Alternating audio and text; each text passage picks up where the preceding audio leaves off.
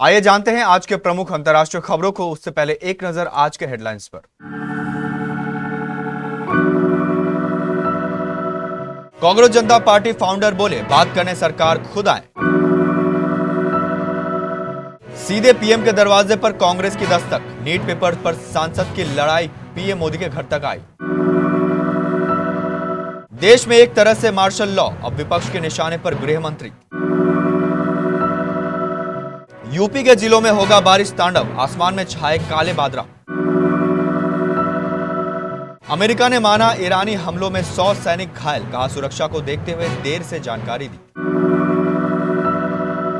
इस्लामाबाद में ईरान पाकिस्तान की अहम मुलाकात, क्या यूएस ईरान युद्ध का निकलेगा हल। क्या हॉर्मुज खोलना ट्रंप के बस की बात नहीं, अमेरिका हर दिन कर रहा बमबारी। चांदी 4700 उछली, सोना भी 1600 महंगा हुआ। जेनिफर विंगेट ने शेयर की शादी की अनोखी तस्वीरें, पति विलियम संग दिखी romantic chemistry. Bharat Bangladesh cricket series पर बड़ा अपडेट, खेल मंत्री अनिमुल हक ने स्पोर्ट्स डिप्लोमेसी का छेड़ा सुर। दिल्ली के जंतर मंतर पर कांग्रेस जनता पार्टी का प्रदर्शन जारी है। फाउंडर अभिजीत दिपके ने कहा कि हमारे प्रतिनिधिमंडल को बुलाकर सरकार ने समय बर्बाद किया है। उन्होंने आरोप लगाया कि उनके मोबाइल जब्त कर लिए। दोनों को एक तरह से जेपी नड्डा के घर पर नजरबंद कर दिया गया था। अब वे सरकार से फिर बातचीत करने नहीं जाएंगे। अब सरकार को यहां जंतर मंतर पर आना होगा। इस बीच एनसीपी नेता सुप्रिया सूले और अरविंद केजरीवाल प्रदर्शनकारियों के बीच पहुंचे। उधर दिल्ली हाईकोर्ट ने गीतांजलि आंगमो की याचिका पर सोनम वांगचुक को मेदांता शिफ्ट करने का आदेश दे दिया है। उन्हें लेने मेदांता की 2 एम्बुलेंस पहुंच गई हैं। कांग्रेस पार्टी ने नीट पेपर लीक पर बड़ा प्रदर्शन शुरू किया है। कांग्रेस की टॉप लीडरशिप संसद से निकलकर इस मुद्दे पर सीधे दिल्ली स्थित प्रधानमंत्री नरेंद्र मोदी के आवास 7 लोक कल्याण मार्ग पर पहुंच गई हैं। इस प्रदर्शन में नेता प्रतिपक्ष राहुल गांधी, प्रियंका गांधी और कांग्रेस अध्यक्ष मल्लिकार्जुन खड़गे मौजूद हैं। आज मल्लिकार्जुन खड़गे का जन्मदिन भी है। कांग्रेस के नेता पहले राजाजी मार्ग पर जमा हुए, फिर एक रणनीति के तहत वे पीएम मोदी के सरकारी आवास 7 लोक कल्याण मार्ग तक पहुंच गए। इनके अलावा कांग्रेस के कई दिग्गज भी इस प्रदर्शन में मौजूद हैं। इस तरह कांग्रेस ने नीट पेपर लीक पर अपनी ओर से दमदार मौजूदगी दर्ज कराई है। कांग्रेस नेता सांकेतिक हथकड़ी लगाकर प्रदर्शन कर रहे हैं। कांग्रेस नेताओं ने सीधे प्रधानमंत्री नरेंद्र मोदी के इस्तीफा की मांग की। राहुल गांधी ने कहा कि हम प्रधानमंत्री मोदी के घर की ओर मार्च कर रहे हैं ताकि सोमवार को छात्रों पर जो अत्याचार हुआ है उस पर उनका जवाब मांगा जा सके। सरकार न तो इसकी कोई जिम्मेदारी लेने चाहती है और न ही संसद में इस पर कोई बहस करना चाहती है। भारत के युवाओं का भविष्य बर्बाद करने के लिए प्रधानमंत्री और गृह मंत्री को इस्तीफा दे देना चाहिए। प्रदर्शन कर रहे कांग्रेस जनता पार्टी समर्थकों के साथ एकजुटता दिखाने के लिए वामपंथी दलों के सांसदों का एक प्रतिनिधि मंडल मंगलवार को भी जंतर मंतर पहुंचा।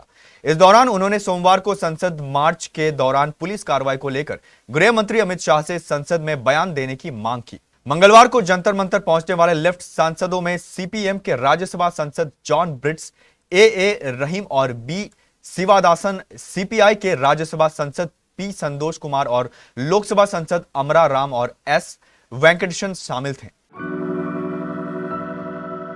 उत्तर प्रदेश में मानसून का असर दिखने लगा है। देर रात दिल्ली, एनसीआर, नोएडा, गाजियाबाद और ग्रेटर नोएडा में हल्की बारिश हो रही है। प्रदेश के कई जिलों में सुबह से बादल छाए हुए हैं। नोएडा, गाजियाबाद, सहारनपुर, मिर्जापुर, बनारस, गाजीपुर, लखनऊ, गोंडा समेत कई जिलों में काले बादल छाए हुए हैं। कई जिलों में बारिश की हल्की फुहार बरस रही है। मौसम विभाग की तत्कालिक अपडेट पर नजर डालें तो आने वाले दिनों में कई जिलों में भारी बारिश होने की संभावना है। मौसम विभाग ने कई जिले, खासकर तराई वाले हिस्सों के लिए रेड अलर्ट जारी किया है। अमेरिका ने मान लिया है कि ईरान के जवाबी हमलों में उसके करीब 100 सैनिक घायल हुए हैं। पेंटागन के प्रवक्ता सीन पार्नेल ने इसकी जानकारी दी। उन्होंने कहा कि ये सैनिक 7 जुलाई के बाद हुए हमलों में घायल हुए। इनमें से 96% सैनिक ठीक होकर ड्यूटी पर लौट चुके हैं। उन्होंने बताया कि ज्यादातर को सिर पर हल्की चोट लगी थी। पर्सनल ने यह बयान न्यूयॉर्क टाइम्स की उस रिपोर्ट के जवाब में दिया जिसमें दावा किया गया था कि रक्षा मंत्रालय ईरान के साथ युद्ध में घायल हुए अमेरिकी सैनिकों की जानकारी सार्वजनिक नहीं कर रहा है। पर्नेल ने कहा कि इसमें जानबूझकर देरी हुई, ऐसे सैनिकों की सुरक्षा को ध्यान में रखते हुए किया गया। उधर अमेरिका और ईरान के बीच लगातार हमले जारी हैं। ईरान ने सोमवार को उन देशों को निशाना बनाया जहां अमेरिकी सैन्य ठिकाने मौजूद हैं। इसके जवाब में अमेरिका ने मंगलवार सुबह ईरान के 9 शहरों पर हवाई हमले किए। ईरान की लेबर न्यूज एजेंसी के मुताबिक अब्दान, बंदर अब्बास, बंदर लेंगे, बुशहेर, चाबहार, केशम द्वीप, सिरिक, सिराज और कोनारक को निशाना बनाया गया। अमेरिका और ईरान के बीच अंतरिम समझौता टूटने के बाद पाकिस्तान में बातचीत का दौर जारी है। ईरान के गृह मंत्री एस्कंदर मोमेनी बातचीत के लिए इस्लामाबाद पहुंचे हैं। एपी की रिपोर्ट के मुताबिक 2 अधिकारियों ने बताया कि ईरान के गृह मंत्री एस्कंदर मोमेनी ने पाकिस्तान के सेना प्रमुख फील्ड मार्शल आसिम मुनीर से मुलाकात की। ईरान के गृह मंत्री एस्कंदर मोमेनी ने आज मंगलवार 21 जुलाई को इस्लामाबाद पहुंचकर पाकिस्तान के प्रधानमंत्री शहबाज शरीफ से बातचीत की है। अधिकारियों ने नाम न बताने की शर्तें पर यह जानकारी दी क्योंकि उन्हें इस मामले पर सार्वजनिक रूप से बात करने की इजाजत नहीं थी। अधिकारियों ने तुरंत बैठक का विवरण जारी नहीं किया। पाकिस्तान और ईरान के बीच इस्लामाबाद में हुई इस बैठक के बाद ये कयास लगाए जा रहे हैं कि अमेरिका और ईरान फिर एक बार बातचीत के लिए आमने सामने आएंगे। अमेरिका रोजाना ईरान पर भीषण हवाई हमले कर रहा है, लेकिन इसके बावजूद वह स्ट्रेट ऑफ हॉर्मुज के आखिर अमेरिका क्यों इसमें कामयाब नहीं हो रहा? ऐसा क्या कारण है कि ट्रंप खोल नहीं पा रहे हैं? इसे खोलने के लिए क्या करना होगा? युद्ध रणनीति के विशेषज्ञों का मानना है कि केवल रोजाना बमबारी करने से यह रास्ता नहीं खुलेगा। इसे फिर से सुरक्षित बनाने के लिए अमेरिका को फारस की खाड़ी में कई और युद्धपोत भेजने होंगे।